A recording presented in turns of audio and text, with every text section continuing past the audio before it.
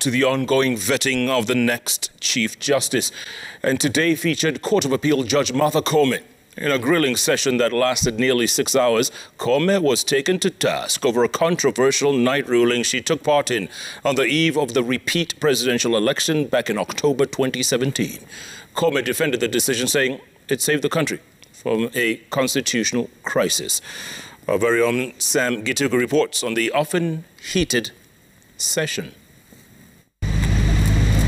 Lady Justice Martha Koome was the third candidate to take the hot seat in the David Maraga succession battle, but ghosts from the disputed presidential election in 2017 would return to haunt her as she made a case to become Kenya's third CJ under the 2010 Constitution. On the 25th of October 2017, fresh uncertainty hit the polarizing repeat presidential election after High Court Judge George Odunga found IEBC's appointment of 290 returning officers irregular. His finding had been that IEBC had not notified stakeholders of the returning officers at least 2 weeks before the appointment. Even though Odunga had not postponed or outlawed the repeat election, IEBC was concerned the High Court finding could have been used to challenge the legality of the repeat election, which was already being boycotted by the opposition. And so they approached the Court of Appeal, which in a night sitting gave life to the repeat election. Martha Koome was part of the bench. Don't you have an obligation, for example, to ask, has the Chief Justice authorized us to sit after hours? What is your responsibility?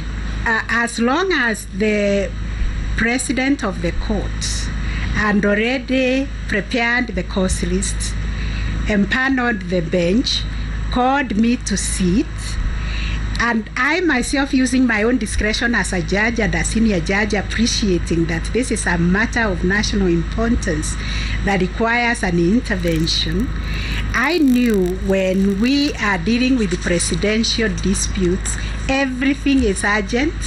You saw the Supreme sitting through midnight. For the Supreme Court to sit at midnight, as my lady said, it took the Chief Justice to authorize sitting out of and beyond hours.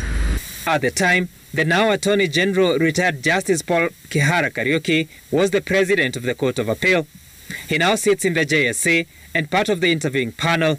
Justice Koome deflecting, saying she was only following orders from her boss. When the president of the court certified the matter and constituted the bench, said the matter be heard today because of the urgency, it is him I'm answerable to. The judiciary under retired Chief Justice David Maraga faced strained relations with the executive following the nullification of the August 2017 presidential election.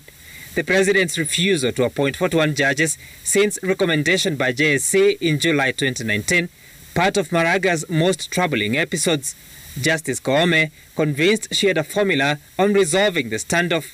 I will pick up a phone and fix an appointment with the appointing authority. Does my lady have either an assurance that my lady's cause will be picked, or two, a way that will make my lady's cause be picked? When I'm occupying this office authorizes me to pick up a call and ask to speak to His Excellency, the President. Even if it has been tried before and it has failed, I'm not the one who tried, so I must try it. I don't know anybody in the executive. The closest I came to His Excellency, the President of the Republic, is when he came here on launch of the State of the Judiciary report, and we were invited at the stairs there to take a picture. At a time the judiciary faces budgetary cuts from the executive, adverse perception by different state agencies on the war against corruption and economic crimes, Koome believes it's time for all arms to work together. When the CJ is seen with the President, they are discussing matters on administration of justice, that everybody is responsible. It's not a beauty contest who serves Kenya better.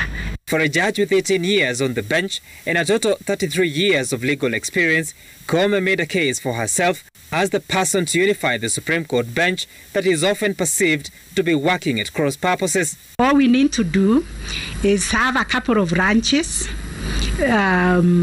because for the Court of Appeal we eat together, and when food day offs, people talk nicely. So we will have a couple of retreats eating to understand what is the problem. For nearly 6 hours, Justice Koome's career that spans over 30 years was put to question as the panelists sought to understand her evolving character. One of the concerns being that controversial decision that gave life to the repeat presidential election in October 2017.